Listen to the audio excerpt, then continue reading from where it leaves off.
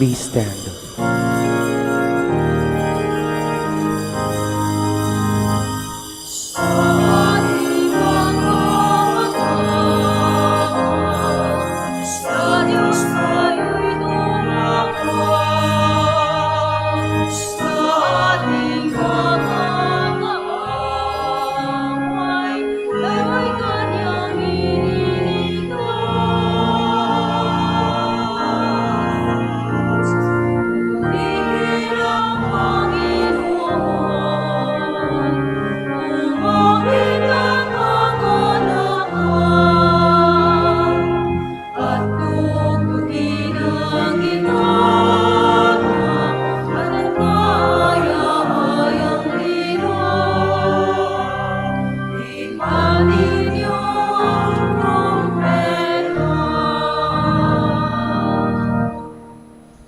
In the name of the Father, and of the Son, and of the Holy Spirit. Amen.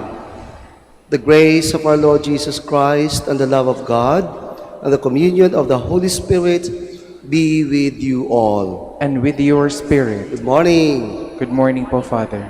Welcome po sa bayan ng Manaoag. Welcome sa ating basilika. Welcome sa isa't isa.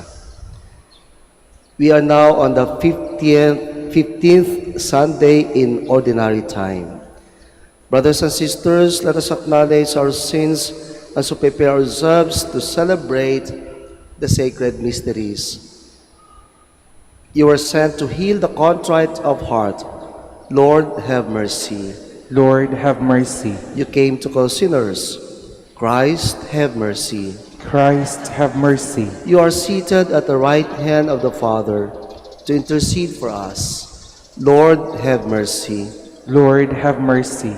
May Almighty God have mercy on us, forgive us our sins, and bring us to everlasting life. Amen.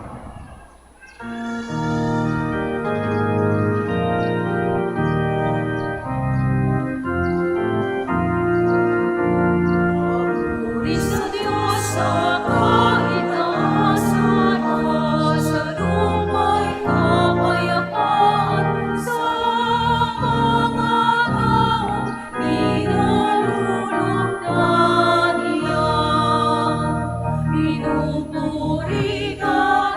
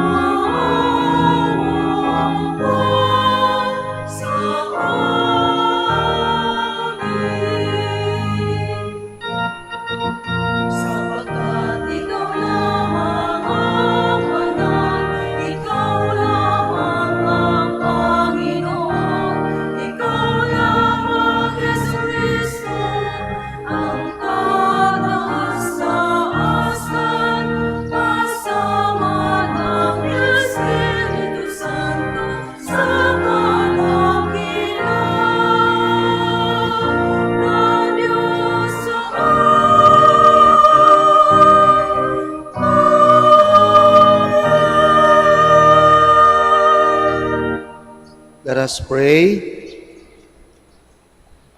O God, who show the light of your truth to those who go astray, so that they may return to the right path, give all who for the faith they profess are accounted Christians the grace to reject whatever is contrary to the name of Christ, and to strive after all that does it honor.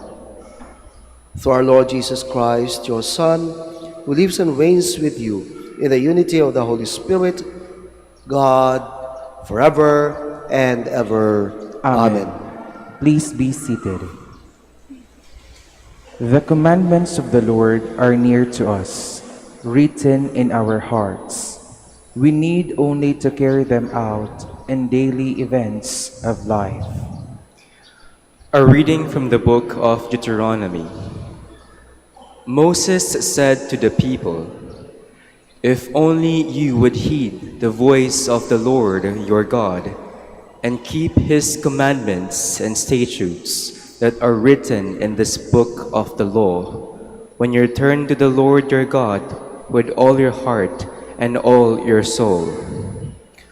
For this command that I enjoin you today is not too mysterious and remote for you.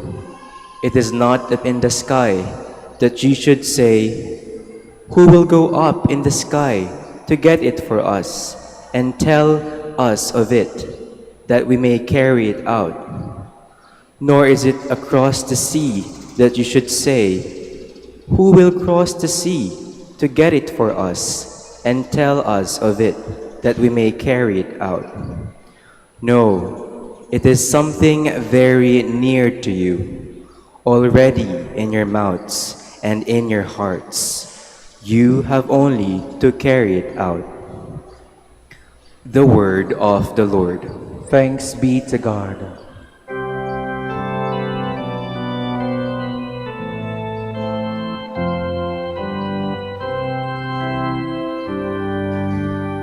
Turn to the Lord all your need, and you will live.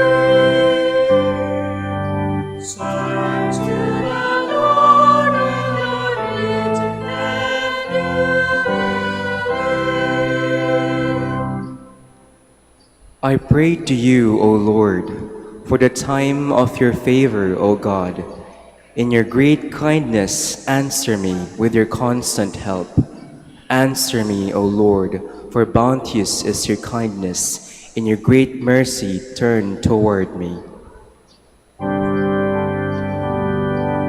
Turn to the Lord all your need, and you will live.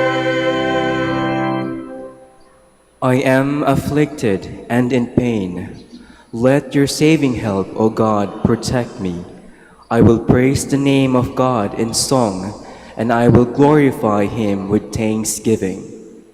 Turn to the Lord all your need, and you will live. See, you lowly ones, and be glad. You who seek God, may your hearts revive. For the Lord hears the poor, and his own who are in the bonds he spurns not. Turn to the Lord all your need, and you will live. For God will save Zion and rebuild the cities of Judah. The descendants of his servants shall inherit it, and those who love his name shall inhabit it. Turn to the Lord all your need, and you will live.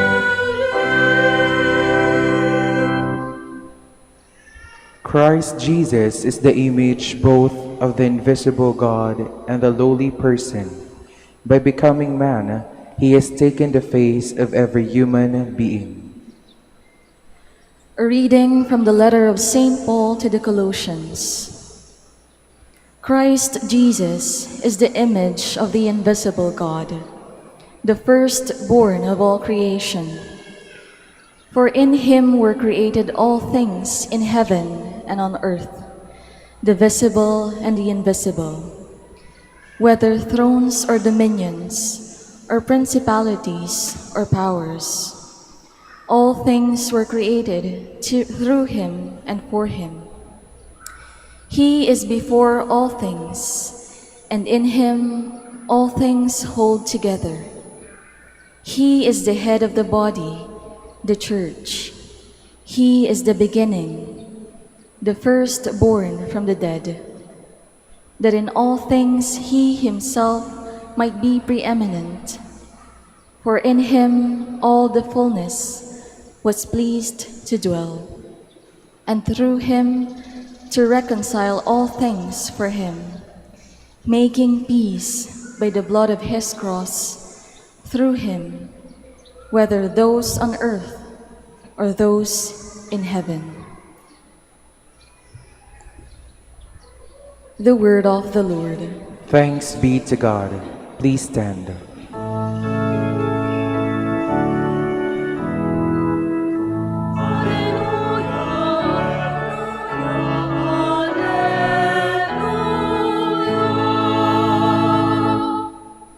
Your words, Lord, are spirit and life. You have the words of everlasting life.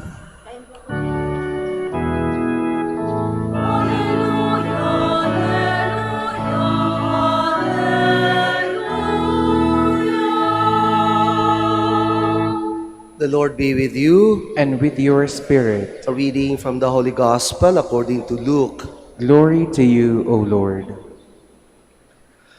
There was a scholar of the law who stood up to test Jesus and said, "Teacher, what must I do to inherit eternal life?" Jesus said to him, "What is written in the law? How do you read it?"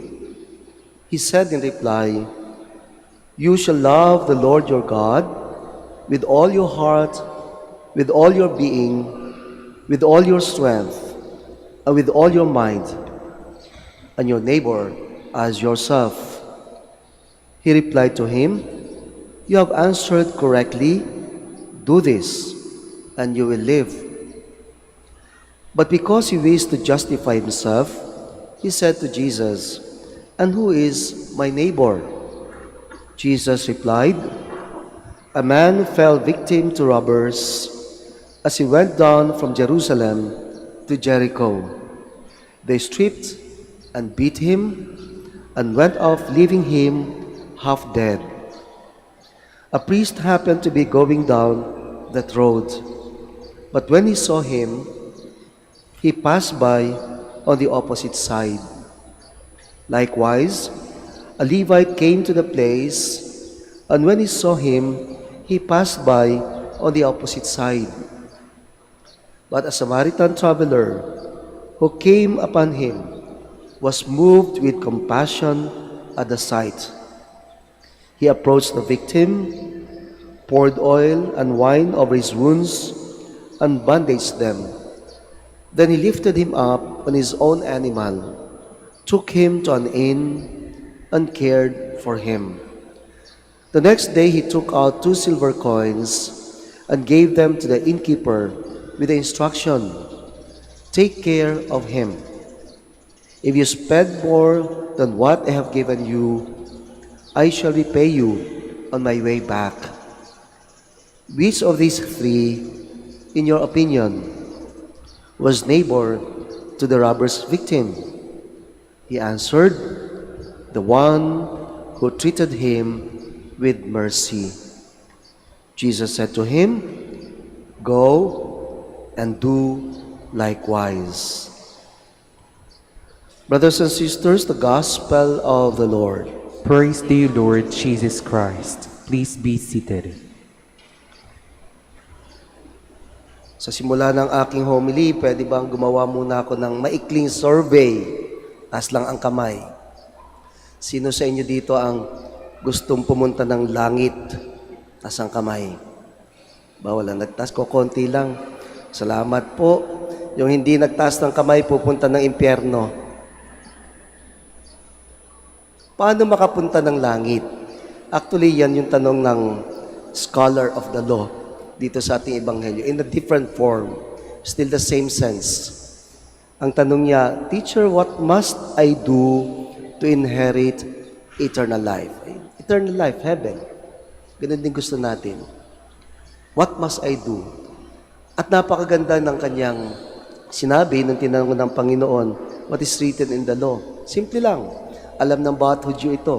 Love God and love your neighbor. Kaya gusto natin makapunta ng langit, madali lang pala, ano? Love God and love your neighbor. Kaso may problema, parang magaling ang scholar of the law na ito, expert of the law, at nagtanong pa, and who is my neighbor? Sino ba ang aking kapwa? Sinagot ng ating Panginoon sa isang talinghaga. Dalawa lang naman ang sagot ng Panginoon. Napakasimple. Sino ba ang aking kapwa? Ang sagot nito ay para sa atin. Una, ang kapwa natin ay yung sino man na nangangailangan. Anybody who's in need is our neighbor. Ano yung needs na yan? Kanya-kanyang needs yan. Marami yan. Pera ba? Yung katabi nyo, neighbor nyo yan kasi walang pera yan. Kaya nga nandito yan, nagdadasal siguro, Lord, give me money. Ano ba mga pangangailangan ng katabi natin, ng neighbors na anybody who's in need? But in the gospel, very specific. Someone who is in need because he was a victim. Someone who was hurt, someone who was beaten, someone who was half dead. Walang binagit kung sino yun. Unknown. Ibig sabihin, ang bawat kapwa ay yung may pangangailangan na dapat tugunan. It may be your wife, your husband, or even your children. Yan ang ating kapwa. Pero may kalawang sagot ang ating Panginoon na kailangan makita rin natin. Who is my neighbor? Sinong aking kapwa? Yung tumugon sa nangangailangan. At sabi dito sa ating ebanghelyo, sa dulo ng tanong ng ating Panginoon, which of the three, in your opinion, was neighbor to the robber's victim? At hindi mabanggit ng scholar of the law. Klaro na Samaritano ang tumulong. Pero anong sagot niya? The one who treated him with mercy. Hindi niya mabanggit yung salitang Samaritan. But one who treated him with mercy. Sapagkat ang tumutulong ay hindi kailangang malaman kung ano ang kanyang race, kung anong nationality siya. Hindi kailangang malaman kung siya edukado, mayaman, may trabaho, magaling, eksperto, but someone who shows mercy. Someone who responds to anybody who is in need. That is a neighbor. Ang tanong, tayo ba ay neighbor? Pwedeng pag-usapan na mahaba ito. Maraming interpretasyon ang ebanghelyong ito. Pero ang hamon ng Panginoon ay simple din lang. Anong sabi niya dito sa dulo? Go and do likewise. Maring ikaw ay biktima ng karahasan. Maring ikaw ay biktima ng kasamaan ng ibang tao. Maring ikaw ay inapi. Maring ikaw ay may pangangailangan. You are a neighbor. But for Jesus, He took it on a higher level. A neighbor is someone who did something good for others. At yung neighbor na ginawang sikat ng ating Panginoon dito sa Ebanghelyo, ang siyang ating halimbawa. Sabi ng Panginoon, gayahin mo, gawin mo rin. Ano ba ang ginawa ng Samaritano? May mga tanong, sino ba siya? Dati pag-usapan yan. Kasi ang tumutulong, di na kailangang tanungin, sino ba yan? Nakaraang election at election sa ating lipunan, lagi nating tinitingala at tinitingnan. Ano bang meron siya? May pera ba yan? Ano educational attainment? Anong achievement? Ganun ang lipunan. Pero ang pinapakita ng Panginoon, huwag na tayong magtanong. Huwag tayong magtanong kung anong pwede niyang gawin. Ang mahalaga, ikaw ang gumawa. Gawin mo. Just do it. Do it. Do likewise. Anong ginawa ng Samaritano? He went out of his way. He showed compassion. He spent his time. Yung dalawang binanggit ng ating Panginoon, the priest and the Levite, religious leaders, baka may schedule, baka takot, baka nagtanong, baka maambus, baka masaktan, baka yung ibang tao pa, ano bang ginawa ng gobyerno? Ano bang tinulong doon? Bakit hindi magpadala ng pulis o ng militar para wala ng ibang mangyari tulad niyan? The Samaritan never asked any of this. Without question, he simply helped. Ang sarap sana kung ganun, ano? Ang sarap sana kung lahat tayo, pag may nakita tayo may nangangailangan, huwag na magtanong, sino ba yung tinutulungan? Kakilala ko ba yan? Kapwa ko ba Pilipino yan? Foreigner ba yan? Kaeskwela ko ba yan? Relative ko ba yan? Kapamilya ko ba yan? Kaalyado ko ba yan sa politika? Wala eh. Kapwa lang. Kapwang nangangailangan. Kaya mga kapatid, huwag na natin pahabain. Kailangan lang dito, gawin. Go and do likewise. You notice, Jesus never mentioned about faith. Kasi mga kapatid natin na mga hindi Katoliko, para maligtas anong kailangan, sa kanila may tatlong sola. Protestants, Bible-based groups, sola, only or alone. Sola Scriptura, Bible alone. Walang binanggit na Biblia dito. Tumulong. Samaritano pa, pagano to para sa mga Hudyo. Sola fides, faith alone. Walang binanggit, naniniwala ba sa Diyos ito? Pumupunta ba ng Manaoag ito? Nagro-rosaryo ba ito? Sola gratia, grace alone. Wala. Ginawa lang ang tama. At hindi natakot. He went up his way, nasirang schedule, sigurado may lakad ito. Gumastos pa. Siya pa nagbitbit, nagdala ng may sakit, ng biktima. Ang dami pwedeng gawin eh. Huwag na tayo maghanap ng excuse, mga kapatid. Yun ang sinasabi ng ating Panginoon. Within your means, your capacity, do something. Kung sinong naagrabyado, do something to help that person. Sabi ng isang Protestant, si John Bunyan, o Bunyan, you have not lived today until you have done something for someone who could not pay you back. You have not lived today, hindi ka nabuhay sa araw na ito, until you have done something for someone who could not pay you back. Gumastos pa yung Samaritano.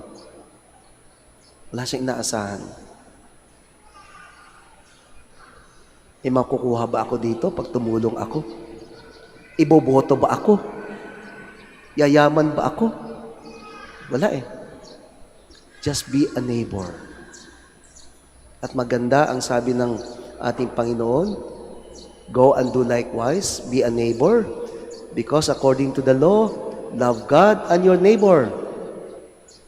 Ang neighbor na ito ay ayaw ng mga Hudyo, Samaritano. Ano ibig sabihin ni Kristo? Sinasabihan niya yung scholar of the law. Love God and love anybody.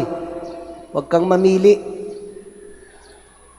Pagan, Jew, kadugo mo,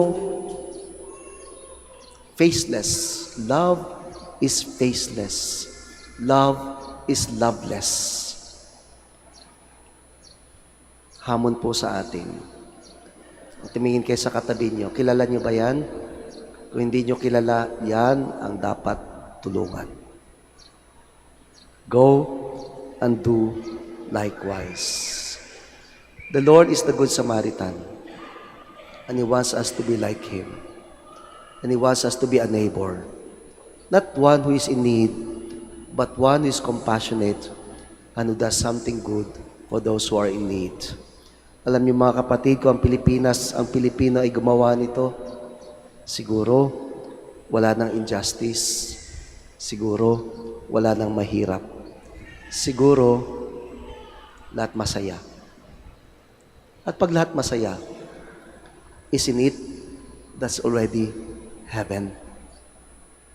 Sinong gustong pumunta ng langit? Just be happy, doing good to others. And heaven is already here.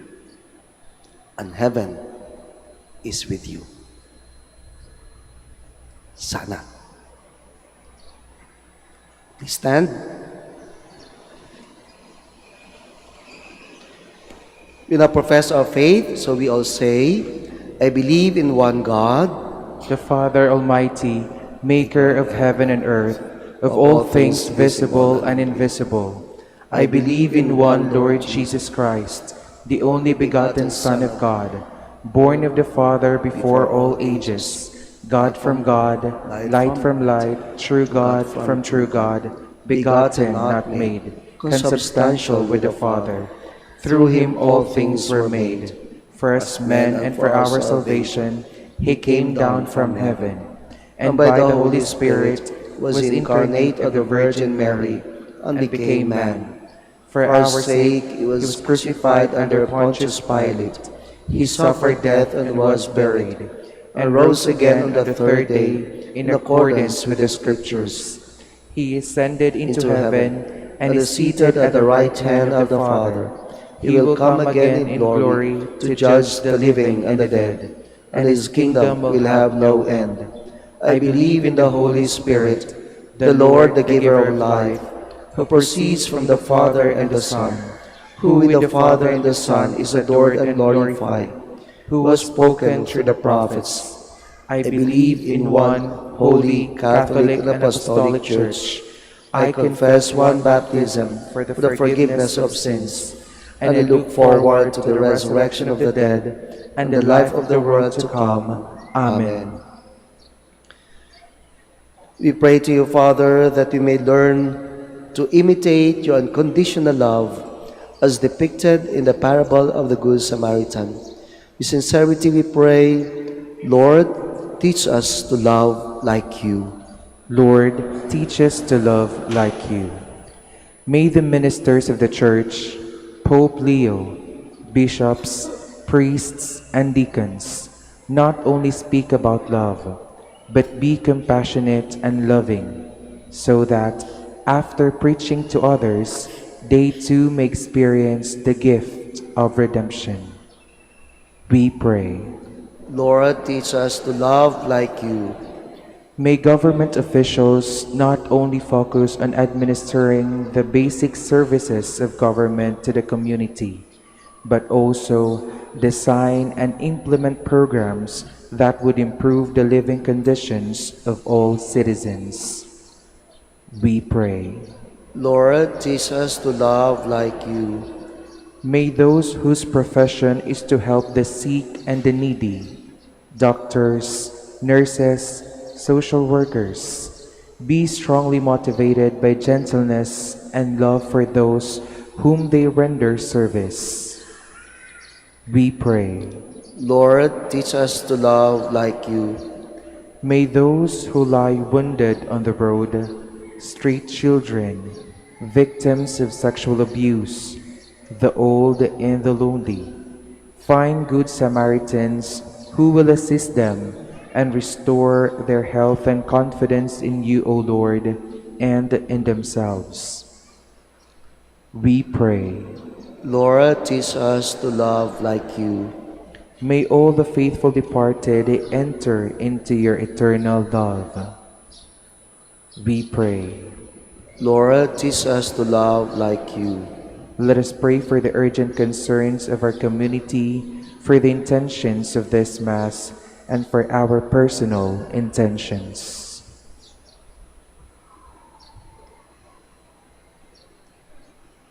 We pray. Lord, teach us to love like you. Father of our mercies, we come to you with praise and gratitude for your loving concern. May your Spirit be always with us as we strive to live your commandment of love. Through Christ, our Lord. Amen. Please be seated.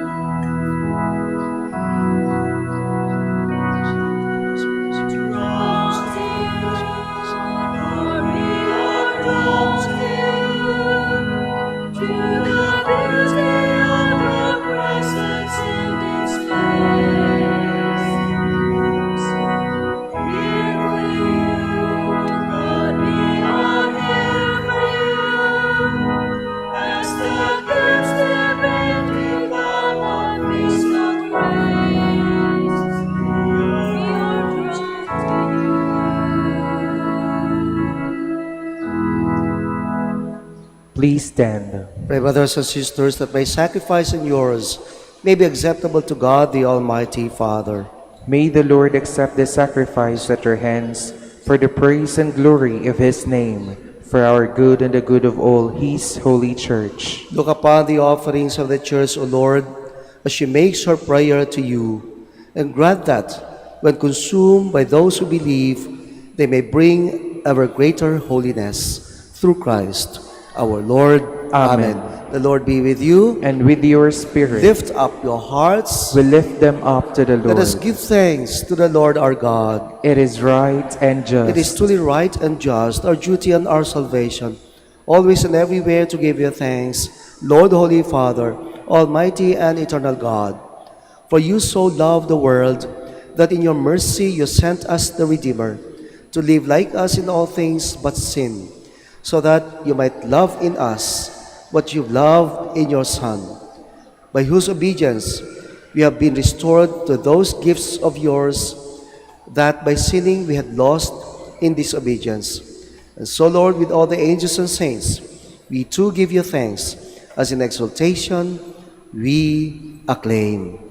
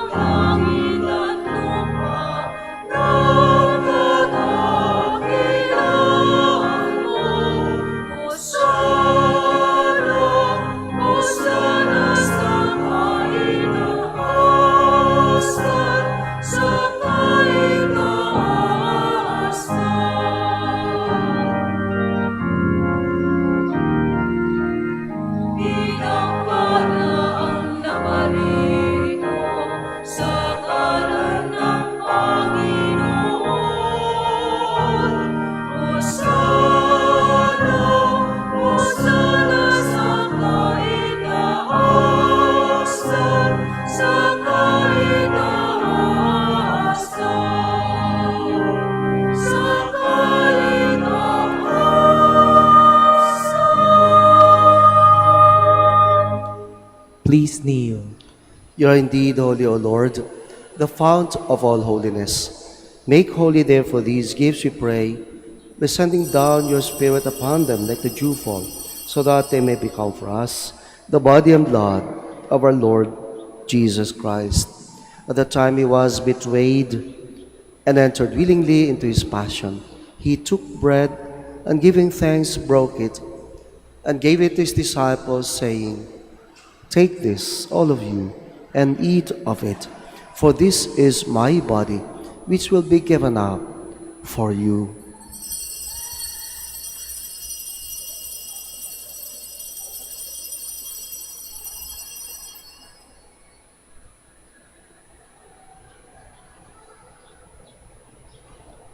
In a similar way, when supper was ended, he took the chalice, and once more giving thanks, he gave it to his disciples, saying, "Take this, all of you, and drink from it, for this is the chalice of my blood, the blood of the new and eternal covenant, which will be poured out for you and for many, for the forgiveness of sins.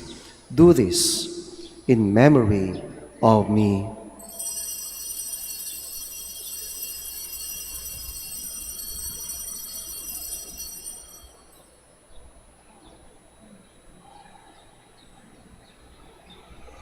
The mystery of faith.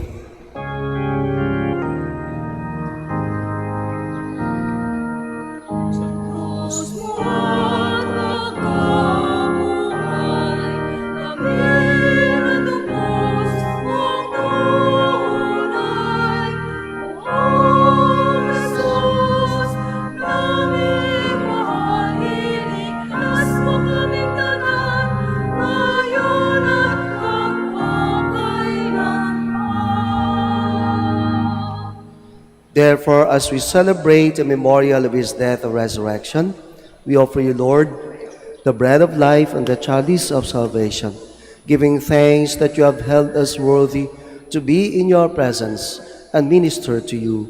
Humbly we pray that partaking of the body and blood of Christ, we may be gathered into one by the Holy Spirit. Remember, Lord, your church spread throughout the world, and bring her to the fullness of charity, together with Leo our Pope, and Socrates our Bishop, and all the clergy. Remember also our brothers and sisters who have fallen asleep in the hope of the resurrection, and all who have died in your mercy. Welcome them into the light of your face. Have mercy on us all, we pray, that with the Blessed Virgin Mary, Mother of God, with Blessed Joseph, her spouse, with the blessed apostles, with Saint Dominic, and all the saints who have pleased you throughout the ages, we may merit to be co-heirs to eternal life, and may praise and glorify you through your Son, Jesus Christ. Through him, and with him, and in him, O God, Almighty Father, in the unity of the Holy Spirit, all glory and honor is yours, forever and ever.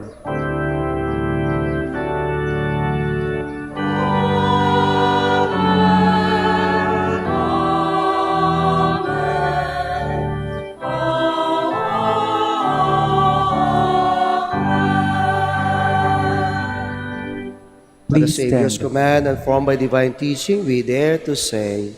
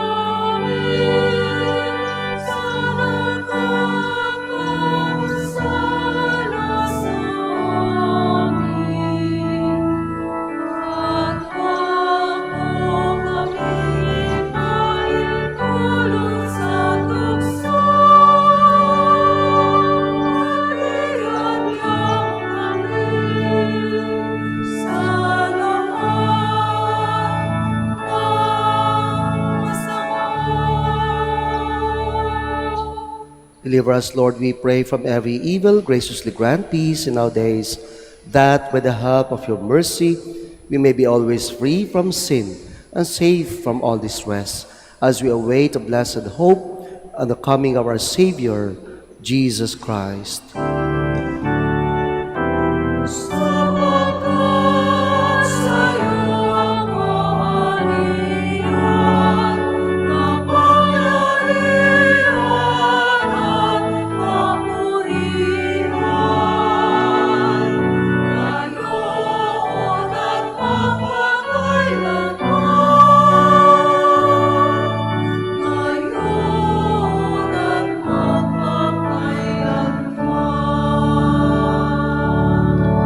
Lord Jesus Christ, who said to your apostles, "Peace I leave you, my peace I give you." Look not on our sins, but on the faith of your church, and graciously grant her peace and unity in accordance with your will, who live and reign forever and ever. Amen.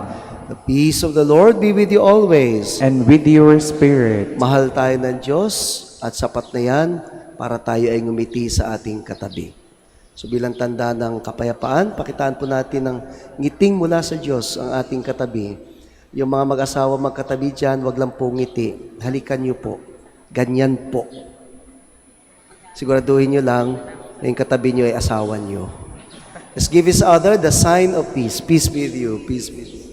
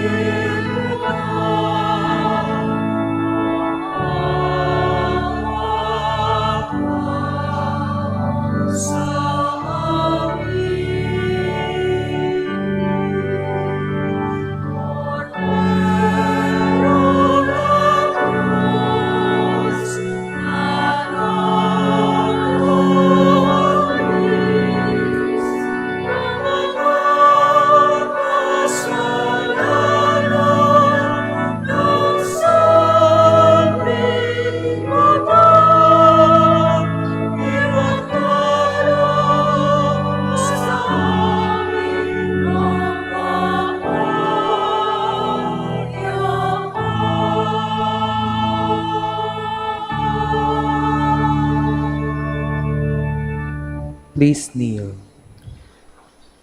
Behold Jesus, our neighbor, the Lamb of God, who takes away the sins of the world. Blessed are we who are invited to his supper. Lord, I am not worthy that you should enter under my roof, but only say the word, and my soul shall be healed.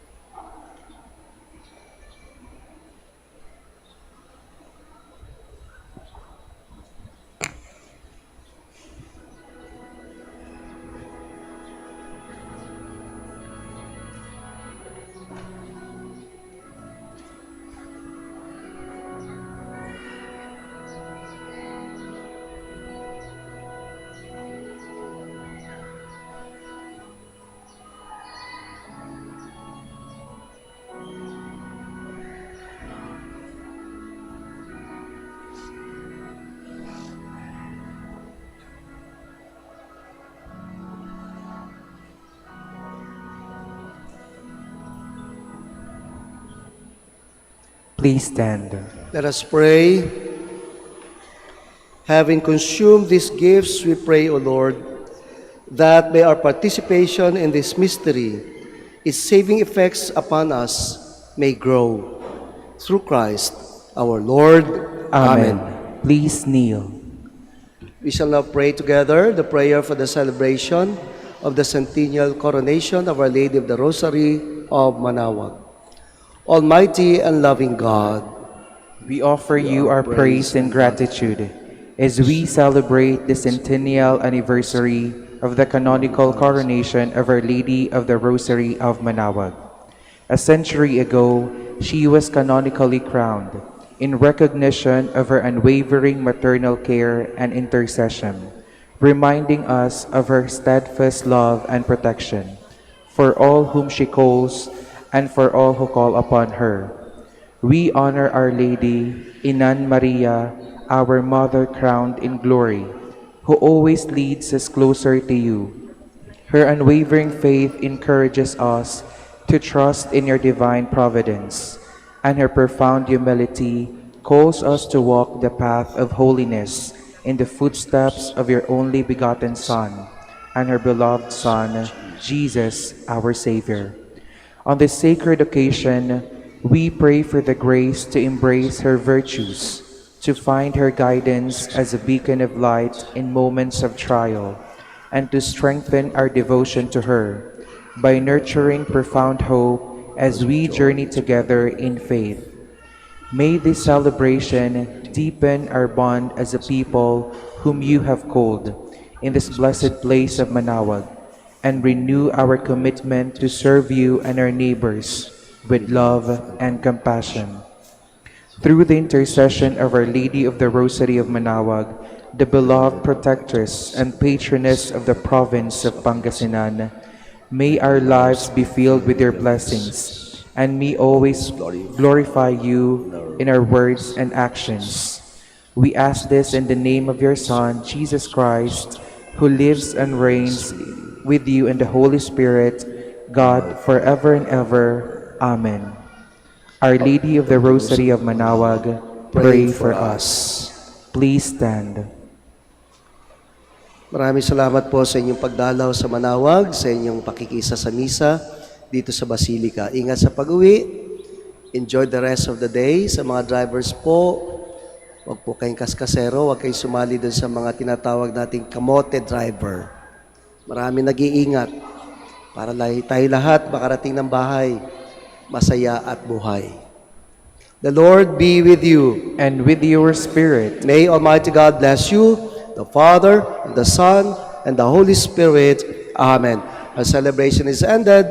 Go in peace. Thanks be to God. We now pray the prayer for the blessing of the sick, to be followed with the prayer for the blessing of religious articles. Let us pray.